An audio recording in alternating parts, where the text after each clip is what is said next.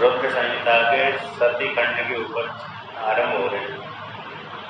तो यहाँ पर कहते हैं सृष्टि खंड पूरा हो गया, अब सती खंड कहते हैं।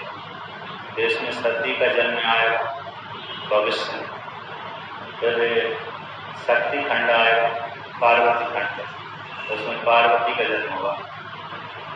तो यहाँ पर कहते हैं शिव जी ने 3 रूप धारण करके ब्रह्मा बन करके सृष्टि करे, विष्णु बन करके पालन किया और रुद्र बन करके संहार किया। तो ब्रह्मा जी ने अपनी जब सृष्टि आरंभ की तो मानसिक सृष्टि उन्होंने की शुरू। तो यहाँ पर कहते हैं तमेवाहं समाराध्य ब्रह्म लोके पितामहः प्रजा ससर्ज सर्वस्ता सुरासुर नराधिका। ब्रह्मा जी ऋषियों से, नारद मुनि से कहते हैं, सूत जी शौनक आदि ऋषियों से कहते हैं कि मैंने भगवान भोलेनाथ का आराधन करके, मैं लोक का पिता महाब्रह्मा जी, मैंने बहुत प्रकार से अनेक प्रकार से सृष्टि की। उसमें देवताओं की उत्पत्ति करी, असुरों की उत्पत्ति करी, मनुष्यों की उत्पत्ति करी। दृष्ट्वा प्रजापति दक्ष ब्रह्मान् सुर सत्यमान् अमन्यं सुप्रसन्नोऽहं निजं सर्वमहंनतम्। तो मैंने प्रजापतियों की सृष्टि को, जो दक्ष प्रजापति आदि थे, ऐसे सुरों में उत्तम थे, ऐसे दक्ष प्रजापतियों की सृष्टि की। इनको देख करके मुझको महान प्रसन्नता की प्राप्ति हुई। मरीचि मत्री पुलहं पुलस्त्यांगिरसौ कृतुं वसिष्ठं नारदं दक्षं भृगुं चेति महाप्रभुः। मरीचि ऋषि की उत्पत्ति करी, अत्रि मुनि की उत्पत्ति करी, पुलह ऋषि की, पुलस्त ऋषि की, अंगिरस नाम के ऋषि की, कृतु नाम के ऋषि की, वशिष्ठ नाम के ऋषि की, नारद मुनि की, दक्ष प्रजापति की और भृगु ऋषि की। एक बार भृगु ब्रह्मा जी के मानसपुत्र कहलाए, दूसरी बार भृगु ऋषि यानी वरुण देवता के पुत्र के रूप में पैदा हुए। ऐसे एक बार वशिष्ठ भगवान ब्रह्मा जी के मानसपुत्र कहलाए और दूसरी बार में मेधातिथि के रूप में पैदा हुए, मतलब मित्र वरुण के रूप में, मित्र वरुण से पैदा हुए थे निमि राजा के श्राप के कारण। उसी प्रकार से भृगु ऋषि भी रुद्र के श्राप के कारण दोबारा को पैदा हुए थे वरुण देवता से। उसकी कथा तैत्रीय उपनिषद में आती है। तैत्रीय उपनिषद में इसका वर्णन आता है। तैत्रीय भृगुवल्ली नाम की वल्ली है तैत्रीय उपनिषद में। तो वहाँ पर भृगु ऋषि वरुण के पुत्र कहलाते हैं। तो यहाँ पर एक बार ब्रह्मा जी की मानसपुत्र, दूसरे बार वरुण देवता के पुत्र के रूप में ख्याति कहती है। ब्रह्मा अहं मार्षान् पुत्रान् असर्जं च यदः मुने तदः मनमनसो जाता चारुरूपः वरांगना। जब मैंने अपने मन से बहुत से मानसपुत्रों को उत्पन्न किया, इसके बाद जब किया था, इसके बाद मेरे मन से प्रसन्नता की प्राप्ति हुई और फिर मेरे मन से एक सुंदर अंगों वाली स्त्री उत्पन्न हुई। नाम्नः संध्या दिवः शान्तः सायं संध्या जपान्तिका अतीव सुंदरी सुभ्रुर्मुनि चेतो विमोहिनी। वह जो कन्या उत्पन्न हुई, कहते हैं उसका नाम संध्या पड़ा। प्रातःकाल की संध्या, सायंकाल की संध्या और बीच की संध्या त्रिकाल संध्या। तो त्रिकाल संध्या के नाम से कह रहा है, संध्या नाम उसका हुआ। कहते हैं अति सुंदरी थी, सुभ्रु थी, यानी एक भ्रुकुटी उसके अच्छे थे, धनुषाकार भ्रुकुटी वाली होगी। मुनि चेतो विमोहिनी, मुनि के चित्त को चुराने वाले। न तादृशी देवलोके न मर्ते न रसातले काल प्रहे पीबेहि नारी संपूर्ण गुणशालिनी। जब वह उत्पन्न हुई थी उस काल में देवलोक में उसके जैसी कोई ऋषि नारी नहीं थी, मर्तलोक में भी कोई उसके समान ऋषि नारी नहीं थी, और रसातल यानी पाताल लोक में भी उसके समान कोई ऋषि नारी नहीं थी, और तीनों कालों में उसके समान ऐसी नारी उत्पन्न हुई नहीं। कितनी सुंदर थी, विश्व सुंदरी कहलाई होगी उस काल में। ऐसी कह जो नारी थी संपूर्ण गुणों से सुंदर थी। दृष्ट्वा हंतां समुत्थाय चिंतिहन् हृदि हृदगतं दक्षादयश्च सृष्टारो मरीच्याद्याश्च मधुसूदनः। तो यहाँ पर कहते हैं उसे संध्या को देख करके भगवान ब्रह्मा जी के हृदय में चिंतन करने लगे, विचार करने लगे, और दक्ष आदि जो प्रजापति थे, मरीचि आदि थे, वो भी उनके हृदय में उसके प्रति विचार उत्पन्न होने लगा। एवं चिंत्यतो मेधि ब्रह्मणो मुनि सत्यमा मानसः पुरुषो मंजूराविर्भूतो महद्भुता। जब ब्रह्मा जी ने उससे संध्या नाम की पुत्री को उत्पन्न किया, इसके पश्चात उसके रूप आदि को देखा, फिर कुछ विचार कर रहे थे, उसी काल में उनके हृदय से मन से चिंतन करते करते कामदेव की उत्पत्ति हुई। कांचि कृते जाता वह तीनो रस्ता सुनासिका सुवृत्तो रूपेटी जंगो नीलवेलिते केसरा। कहते हैं वो जब कामदेव उत्पन्न हुआ बहुत सुंदर था, स्वर्ण की कांति के जैसा वो था, 3 वर्ष का, उसके एक वक्षस्थल उठे हुए थे, सुंदर नासिका वाला था, और शरीर भी अच्छा बना हुआ था। ऐसा वो कामदेव उसका शरीर था। कम्बुः विभुः मीन केतुः प्रांशो रथे मकर वाहना पंचपुष्पायुधो बेगी पुष्प को दंड मंडिता। घड़े की जैसी उसकी ग्रीवा, जैसे घड़ा गोल होता है उसका गर्दन, घड़े की गर्दन जो गोल होती है, उसी प्रकार से उसकी घड़े की जैसी उसकी ग्रीवा थी। मीन राशि वाला था, मीन कहते हैं मीन के चिन्ह वाला था, और कहते हैं उसका वाहन मकर था, मकर वाहन वाला था। कहते नहीं पंच पुष्प आयुधो, 5 पुष्पों का आयुध था, अर्थात उसकी जो आयुध थे, धनुष बाण थे, वो दोनों पुष्पों के थे। पुष्प कोदंड मंडिता, यानी पुष्प का ही उसको पास में कोदंड है, धनुष था, और पुष्प के ही उसके पास में बाण थे। कांतः कटाक्ष पापेन ब्राह्मण द्वयम् सुगंधी मारुतो तात श्रृंगार रस सेविता।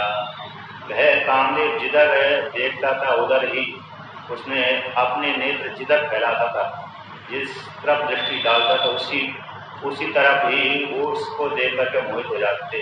उसको कहते उसके सहायक मरुत देवता थे जो श्रृंगार रस का सेवन करता था। वह तम वीच्य पुरुषम सर्वे दक्षाद्यः मतिसुताश्चते और सत्यम परमं जगमुर विस्मयः विष्टमानसः।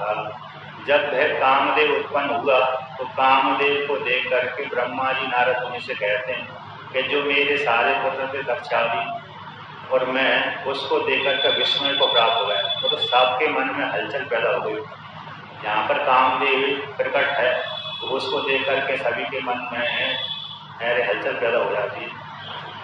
अब वदम तेषाम मत सुतानहम मनोत्तम धैर्यम नैवाले भतात कामहा कुलित चेतसाम। कहते हैं जब उस कामदेव को सारे ऋषियों ने ब्रह्मा जी देखा तो उसको देख करके सारे मुनियों के धैर्य जवाब दे गया, अतः धैर्य को धारण नहीं कर पाए, उनकी इंद्रिय कैसे चंचल हो गई। और उनकी इंद्रियों में काम वासना जागृत हो गई। मांसोपि वेशम वीक्ष्यम सृष्टारं जगतां पतिं प्रणम्य है पुरुषा प्राह विनयानक कंदरः। तो ब्रह्मा जी कहते नारद जी से कि मुझको भी, जो मैं जगत का सृष्टा हूँ, ऐसे मेरी भी इंद्रिय उसको देख करके थोड़ी मोहसी हो गई। फिर इसके पश्चात उस कामदेव ने अपने पिता ब्रह्मा जी को प्रणाम किया, विनय से होकर के प्रणाम किया और पूछा, किम करिष्याम्यहं कर्म ब्रह्मस्तत्र निभोजया मन्योऽध्यये पुरुषो यस्मात् उचितः शोभितो विधे। तो यहाँ पर कहते हैं, पुरुष कहता है, कामदेव कहता है, किम करिष्यामि हम, हे ब्रह्मदेव मैं क्या करूं, हे ब्रह्मन मैं क्या करूं, तत्र नियोजया मेरे को नियोजन करिए, आकर लगाइए, मेरे लिए आज्ञा दीजिए कि जो इसको कार्य करूं, उस ड्यूटी बताइए, जहाँ पर मेरा कर्तव्य है, किस प्रयोजन के लिए आपने मेरे को प्रकट किया है, वह प्रयोजन को बताइए जिससे मैं उसको पूरा करूं। मान्य, क्योंकि आप मेरे पूजनीय है, पिता है, इसलिए आप मेरे लिए उचित कर्तव्य का विधान करिए जिससे मैं उस आपका पालन कर सकूं। एक कल्प में तो ब्रह्मा जी से कामदेव उत्पन्न हुआ है और एक कल्प में लक्ष्मी जी का पुत्र कहलाता है, महिषी पुत्र। तो कहते हैं त्रिपुरा रहस्य जब पढ़ेंगे आप तो उसमें कामदेव लक्ष्मी का पुत्र कहलाता है, लक्ष्मी से उत्पन्न हुआ है। और अभी वर्तमान काल में शिव प्राण से, तो शिव प्राण के अनुसार है ब्रह्मा जी के मानस पुत्र कहलाता है। और वहाँ भी शायद मानस पुत्र जो उत्पन्न हुआ है, तो जो भी है त्रिपुरा रहस्य में लक्ष्मी का पुत्र उत्पन्न हुआ है, पुत्र के रूप में उत्पन्न हुआ है। बाद में माता पार्वती ने उसको श्राप दे दिया तो शिव जी के नेत्रोदाग्नि से भस्मीभूत हो गया था। उसी प्रकार से यहाँ पर भी ब्रह्मा जी के श्राप से शिव जी के नेत्राग्नि से भस्म हो गया था। होगा आगे बताएंगे।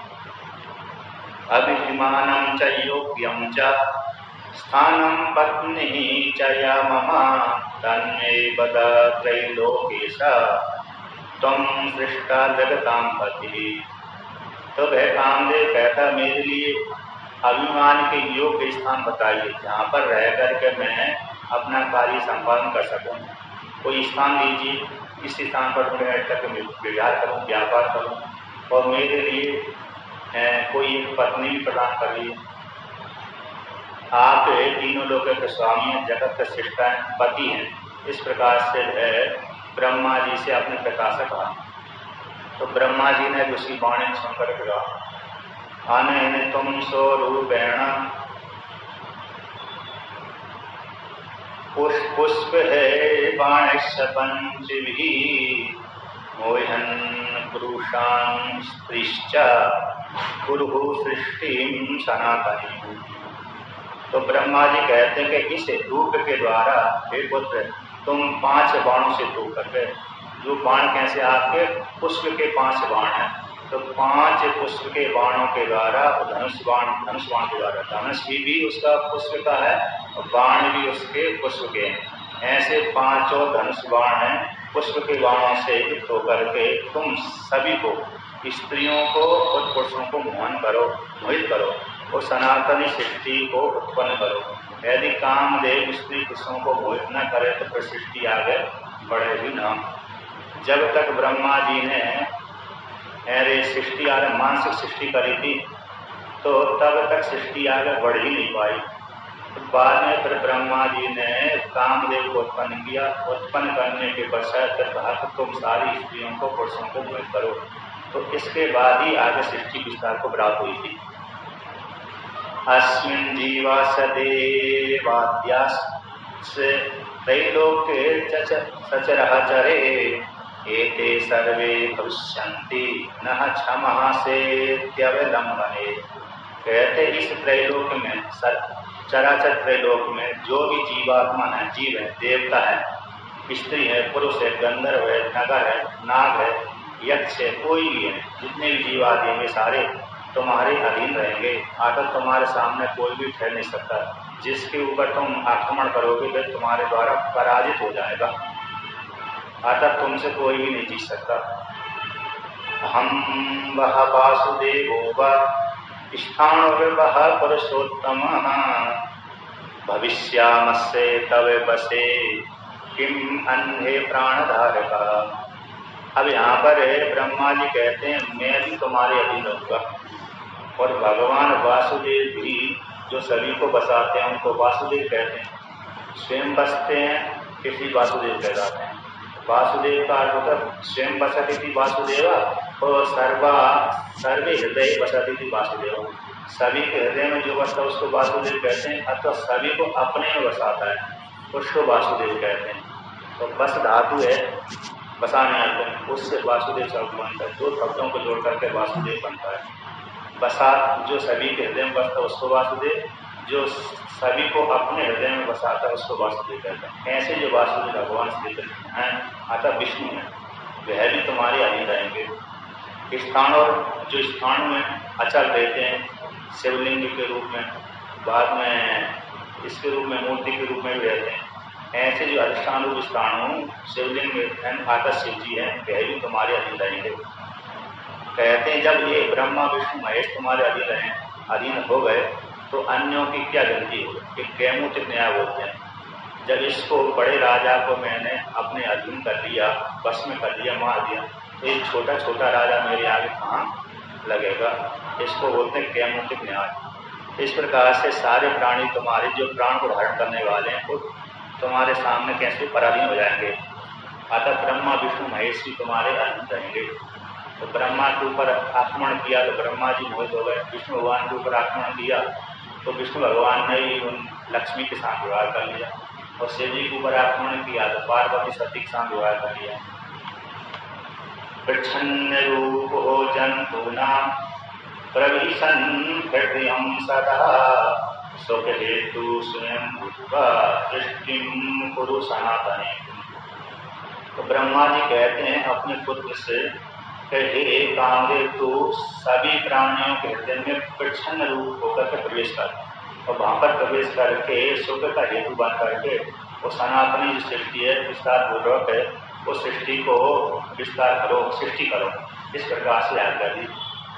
त्वत् पुष्पबाणस्य सदा सुख लक्ष्यम मनोद्भुतम सर्वेषां प्राणिनां नित्यं सदा मद करो भगवान।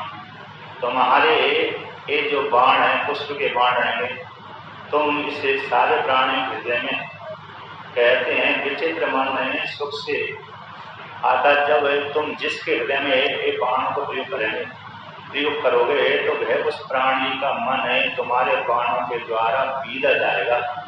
हर सुख का हेतु उस सुख से युक्त होकर के मन कैसे हो जाएगा, उसके अधीन हो जाएगा, काम के अधीन हो जाएगा। मद को देने वाले होंगे, सारे प्राणियों को तुम मत प्रदान करने वाले होंगे, अर्थात उन्मत्त करने वाले होंगे। जिस प्राणी के ऊपर तुम्हारी तिरछी नजर हो गई कामदेव की, वही प्राणी तुम्हारे अधीन हो जाएगा, बस में हो जाएगा। इति ते कर्मे कथितं सृष्टि प्रावर्तकं पुनः नामन्येते भविष्यन्ति सुतः मिहितवे तत्वता। इस प्रकार से ब्रह्मा जी ने उसको आदेश दे दिया तो इस स्थान पर तुम्हारा राज्य रहेगा, इनके ऊपर तुम आक्रमण करना, ऐसी सृष्टि करना।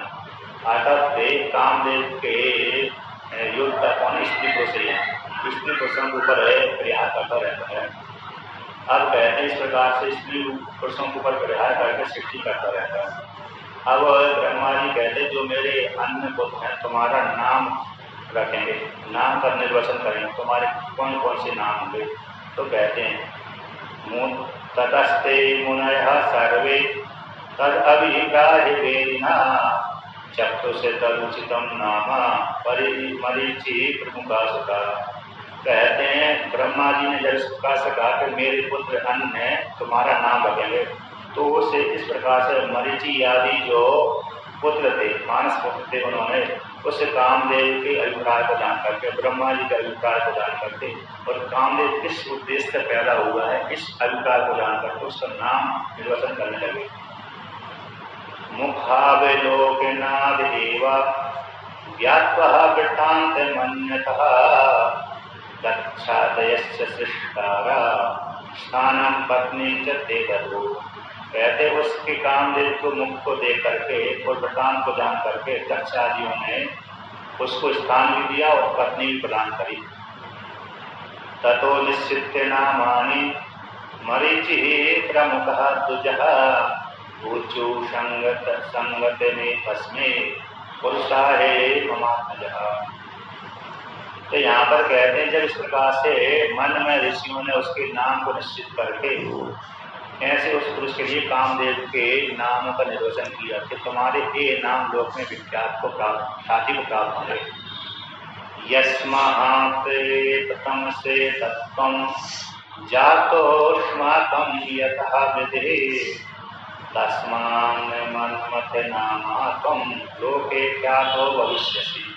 ऋषि कहते हैं, ब्रह्मा जी के जो मानस पत्र है वो अन्य कहते हैं कि सबसे पहले तुमने उत्पन्न होकर के हमारे मन को मत दिया, मोहित कर दिया।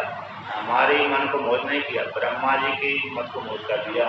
इसलिए तुमने हमारे मन को मत दिया, मोहित कर देने से तुम्हारा नाम मनमत कहलाएगा।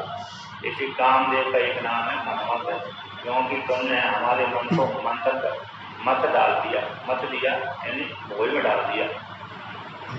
जगत्सु कामरूपस्त्वं त्वत्समो नहि विद्यते अतस्त्वं कामनामापि ख्यातो भव मनोभव। तो जगत में तुम इच्छा के अनुसार रूप धारण करने वाले हो, तो तुम्हारे समान कोई नहीं रहेगा। तुम जो जो भी कामना करोगे पूरी हो जाएगी। इसलिए तुम्हारा एक नाम कामदेव के नाम से विख्यात होगा। इन इच्छा को रूप धारण करने वाले अतः तुम्हारे समान कहते तो समूह नहीं बुद्धि काम रूपस, तुम्हारे समान कोई सुंदर नहीं है इस जगत में। जो जितनी सुंदरता है तुमसे बढ़कर किसी की नहीं है। इसी हेतु से और तुम्हारा नाम कामदेव के नाम से विख्यात होगा, काम के नाम से विख्यात होगे तुम। और मन में तुम पैदा होगे, मन के द्वारा कहलाओ तो मनोभव भी होगा। मन में सभी व्यक्तियों की काम वासना उत्पन्न होती है, इसलिए मन के द्वारा ही तुम गमन करोगे, इसलिए मनोभव कहलाओगे। तो मनोभव काम और मनमत ये नाम हुआ। और भी कहते हैं मदनाख्यस्त्वं जातो दर्पात् सदर्पका तस्मात् कंदर्प नामापि लोके ख्यातो भविष्यसि। मदन करने से, मोहित करने से, मद से उन्मत्त करने के कारण तुम्हारा नाम, घमंड करने के कारण तुम्हारा नाम है कंदर्प कहलाएगा, सदर्प वाले कहलाओगे। अहंकार के कारण तुम कंदर्प कहलाओगे और मदन भी कहलाओगे। मदनाख्य, मदन करने से, मोहित करने से तुम्हारा नाम मदन भी कहलाएगा। अहंकार करने से तुम्हारा नाम कंदर्प कहलाएगा। घमंड करने के कारण तुम्हारा नाम कंदर्प कहलाएगा। तत्समहं सर्वदेवानां यद्वीर्यं न भविष्यति अतः स्थानानि सर्वाणि सर्वव्यापी भवान् सदा। कहते हैं सारे देवताओं का जो वीर्य है वो तुम्हारे से बढ़कर के नहीं होगा। अतः तुम्हारे समान में किसी भी देवताओं को वीर्य बल नहीं रहेगा। अतः तुम सारे देवी देवताओं को ऊपर विजय प्राप्त करोगे, लेकिन पुष्प के बाणों के माध्यम से। तो कहते हैं इस स्थान पर तुम रहोगे। इसलिए तथा स्थानी सर्वाणी सर्वव्यापी भगवान सदा, तुम्हारे सारे स्थान हैं, ऐसा कोई भी स्थान नहीं है जहाँ पर तुम ना पहुँच पाओगे, जहाँ पर तुम विजय प्राप्त नहीं करोगे। इसी हेतु से तुम्हारे सारे स्थान रहेंगे पूरे ब्रह्मांड में, अतः तुम सर्वव्यापी कहलाओगे। इस प्रकार से वर्णन करिए। जहाँ जहाँ भी स्थान गति होती वहाँ पर एक कामदेव पहुँच जाता है, निर्गुण निराकार परमात्मा को छोड़ करके। दक्षेयं भवते पत्नी स्वयं दास्यति कामिनी आद्यः प्रजापतिर्योषि यथेष्टं पुरुषोत्तमः। ये दक्ष जो प्रजापति हैं तुमको पत्नी प्रदान करेंगे, कामनी को प्रदान करेंगे। तो आद्य प्रजापति थे, कहते आद्य जो प्रजापति दक्ष प्रजापति थे ये तुमको यथेष्ट कामनी को प्रदान करेंगे। आधा दक्ष प्रजापति की पुत्री रति इनकी पत्नी हुई थी। ऐसा चह कन्यका चारु रूपः ब्रह्म मनोभवा संध्या नाम विख्याता स्वर्ग सर्वलोके भविष्यति। तो यहाँ पर कहते हैं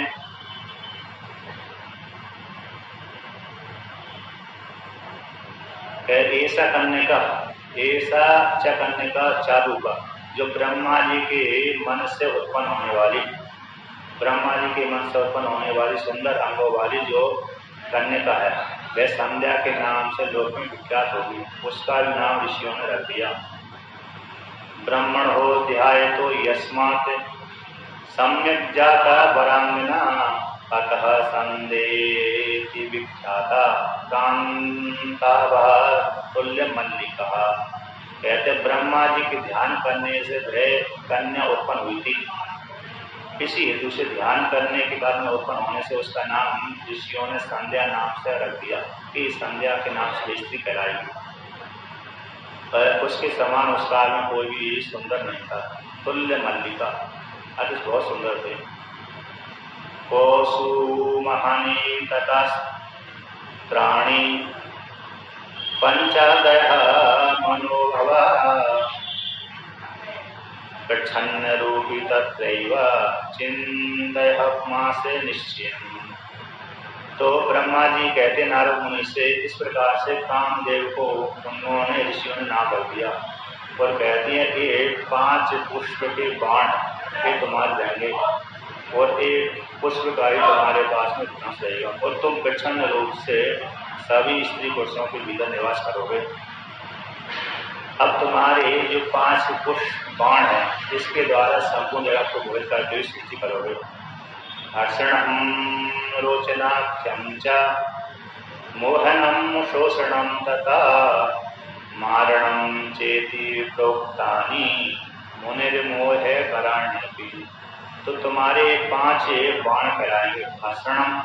हर्षण करना, रोचन नाम का बाण, मोहन मोहने वाला, शोषण सोखने वाला, मारने वाला। ये 5 भगवान कामदेव के बाण हैं। हर्ष 6 धातु होती है, उससे हर्षण बनता है। रुचि दीप्तिया के धातु से रोचन बनता है, तो दीप्ति रुचि दीप्तिया थे चाहने अर्थ में।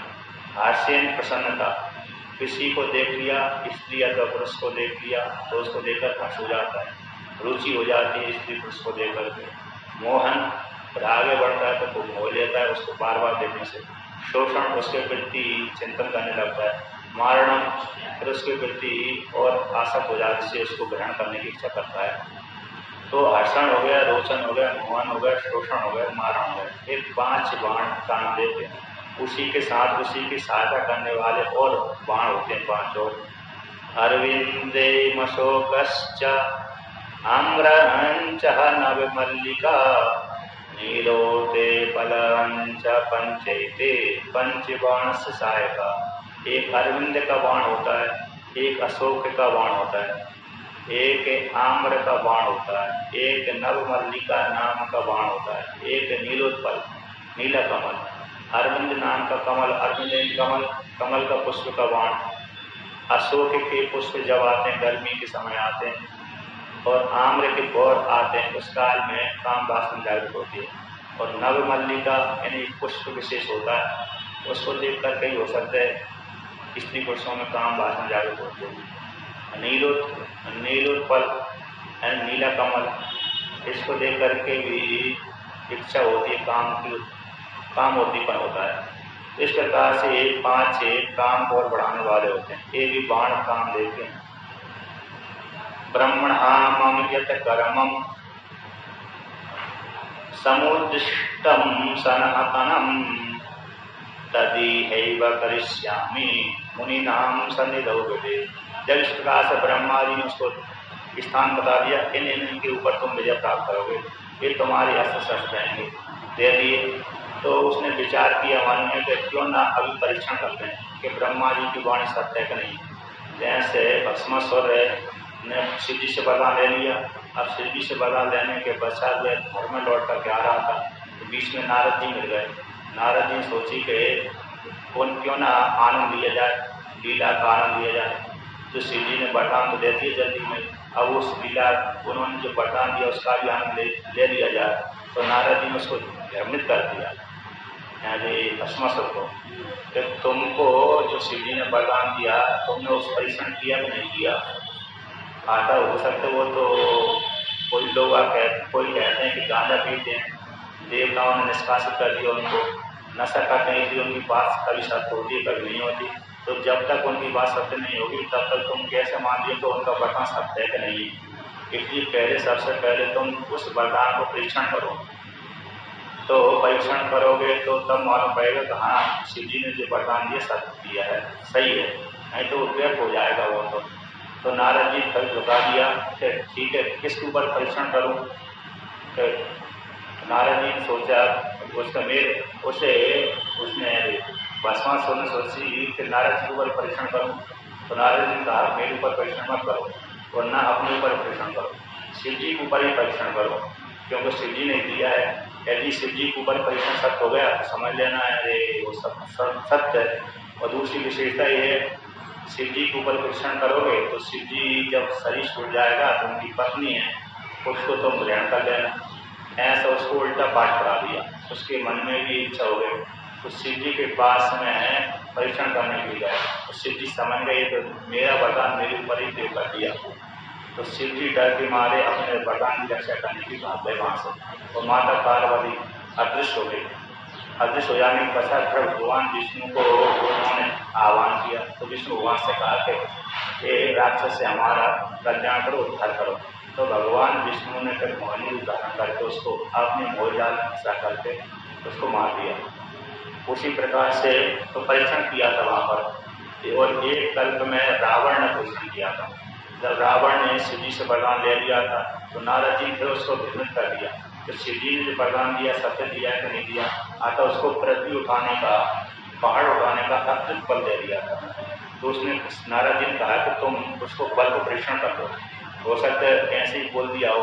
तो नारद जी की वाणी सुनकर के भ्रमित हो गया था और बाद में फिर उसने कैलाश पर्वत उठा दिया। तो जब कैलाश पर्वत उठा दिया तो उस काल में शिव जी के पास माता पार्वती बैठी थी, वो डर गई। तो कहने लगे कौन उठा, बिना भूकंप के, बिना काल के समय, चिल्ले के समय हमारा पर्वत कैसे उठा। और एक जगह तो आया है माता पार्वती ने कटाक्ष कर दिया था। कटाक्ष क्या किया, शिव जी के ऊपर कटाक्ष कर दिया, देखो तुम्हारा शिष्य ने तुमसे वरदान लिया तो बाद में गुरु दक्षिणा भी तुमको लौटा दी। तो बाद में शिव जी की माता पार्वती कटाक्ष को सुनकर के शिव जी को क्रोध आ गया। तो उन्होंने कहा तुम्हारे बल को, घमंड को दूर करने वाला शिव जी पैदा होगा। आता कैसे श्राप दे दिया। तो जल्द ही पर भगवान विष्णु को अवतार देना पड़ा ऐसा श्राप देने पर। तो वहाँ पर भी उन्होंने परीक्षण करवाया था। नारद जी के दुकाने पर उसने परीक्षण किया था। तो यहाँ पर भी जिसने मन में एक विचार आ गया कामदेव को, क्यों ना ब्रह्मा जी की वाणी का अभी हाल प्रत्यक्ष परीक्षण करते हैं। कहते हैं मुनियों की सन्निधि में ही और ब्रह्मा जी की सन्निधि में ही उनका परीक्षण कर लेते हैं। तिष्ठन्ति ही मुनिश्चात्र स्वयं चापे प्रजापति एतेषां साक्षीभूतं मे भविष्यन्त्यत्यः निश्चयम्। जब मुनि सामने बैठे हुए हैं, प्रजापति ब्रह्मा जी बैठे हुए हैं और अन्य भी बैठे हुए हैं, अब ये भी साक्षी बने रहेंगे। तो इसलिए मैं तुरंत ही इनका परीक्षण कर देता हूँ। संध्यापि ब्रह्मणा प्रोक्ता चेदानी प्रेषयेत् वचा यह कर्म परीक्षैव प्रयोगान् मोहयामि। और संध्या भी जो ब्रह्मा जी के मन से उत्पन्न होने वाली संध्या भी बैठी हुई है भी मेरी सहायता करेगी और मेरा कर्म का भी परीक्षण हो जाएगा। जब यहाँ पर मेरा कर्म का फलीभूत हो जाएगा, परीक्षा हो जाएगा, फिर बाद में मैं उस कर्म को मैं जगत में लगाऊंगा, अर्थात मैं सभी के ऊपर प्रयोग करूंगा जिससे सृष्टि आगे बढ़े। ऐसा निश्चय करके उसने अपने कामदेव जो बाण है वो बाण चला दिए। इति संचिन्त्य मनसा निश्चित्य स मनोभवा पुष्पजम पुष्पजातस्य योजयामासे मार्गणे। जब ब्रह्मा जी नारद मुनि से कहते हैं इस प्रकार से कामदेव ने मन के द्वारा चिंतन करके कि पुष्प से उत्पन्न होने वाले जो बाण को, पुष्प से उत्पन्न होने वाले धनुष को चला दिया। आता धनुष के ऊपर पुष्प का धनुष के ऊपर पुष्प के बाण चला दिए। जब बाण चला दिए तो जिसके ऊपर प्रयोग किए, जिससे व्यक्ति के ऊपर दृष्टि उसने डाली, वही मोहित हो गया। ये जैसे कामदेव ने अपना प्रभाव डाला, उसी समय बसंत ऋतु आदि का प्रभाव हो गया और उसी प्रकार से शीतल वायु बहने लगी। सहिते तेन को दंडे मारुताश्च सुगंधया बबुसे तत्वे मुनि श्रेष्ठा सम्यक आह्लाद कारिणे। जैसी धनुष के ऊपर उसने पुष्प के बाण चलाए, उसी समय जो पवन देवता भी है सुगंधित होकर बहने लगी। इस प्रकार से सभी के मन में आह्लाद यानी प्रसन्नता है, सुख यानी काम का उद्दीपन हो गया। ततस्तानपि धात्रादि सर्वान् एव समानसान् पठते पुष्पसरैः तीक्ष्णैः मोहयमास मोहना। इसके पश्चात कामदेव ने अपने ब्रह्मा जी के ऊपर सारे ऋषियों को जो वहां पर बैठे सभी के ऊपर पृथक बाण चला दिए, जिससे सारे कैसे हो गए, मोहित हो गए। ततस्ते हे मुनिः सर्वे मोहिताश्चाप्यहं मुनेः संहितो मनसा किंचित् विकारं प्रापुरादिता। जब कामदेव भगवान ने जिस मनुष्यों के ऊपर बाण चलाए थे, वह सारे मुनि मोहित हो गए। उनके मन में काम भाव के विकार की उत्पत्ति हो गई।